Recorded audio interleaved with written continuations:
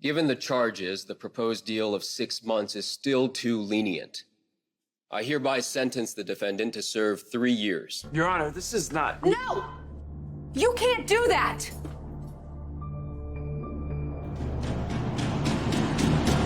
Miss Spencer, one more outburst and I will have you removed. Mom, please. Your Honor, I am sorry, but there's been some kind of mistake. There was a deal on the table. You agreed 6 months in Spring Ridge, not 3 years. There was a deal in place. However, sentencing is up to the court.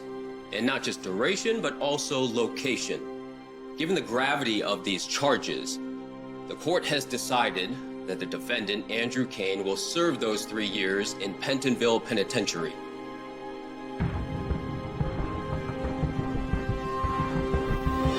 Why would you sentence Drew to Pentonville? He hasn't committed a violent crime. He hasn't committed a crime at all. This is one big mistake. Miss Spencer, sit down before I hold you in contempt. You can't go. Making things You worse. can't Let Drew's do lawyer this. handle this. Miss Spencer is out of order, Your Honor, but the point that she was trying to make is valid. My client has admitted to insider trading. He's taken full responsibility for his actions. The U.S. attorney has agreed to sentence him to a minimum security facility, standard practice for a nonviolent crime. Standard practice is subject to circumstance and interpretation by the presiding judge. But, Your Honor, Mr. Kane is not a common criminal. He's a respected member of his community. He's a decorated Navy SEAL. Why, recently he even worked with the government to help save hostages that were taken by Victor Cassadine. Are all these things just going to be ignored and forgotten? On the contrary, it's actually because of all of those things that I cannot look the other way. Look, there aren't two sets of laws in this community. One for the privileged, yes, heroes included, and one for the rest. No one is above the law.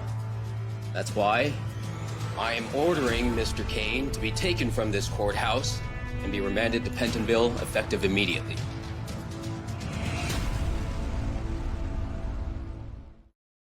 Your Honor, we ask that you give Mr. Kane time to get his affairs in order. Mr. Kane has a family, including a young daughter, in addition to all the people at his business, Aurora Media, who depend on him. He's not a flight risk. The government has no objection to counsel's request. And I agree with you, Your Honor. No one is above the law. The days of privilege superseding accountability are rightly numbered. But with that being said, I also believe that justice without mercy is hollow and meaningless. Wouldn't you agree, Your Honor? Stop.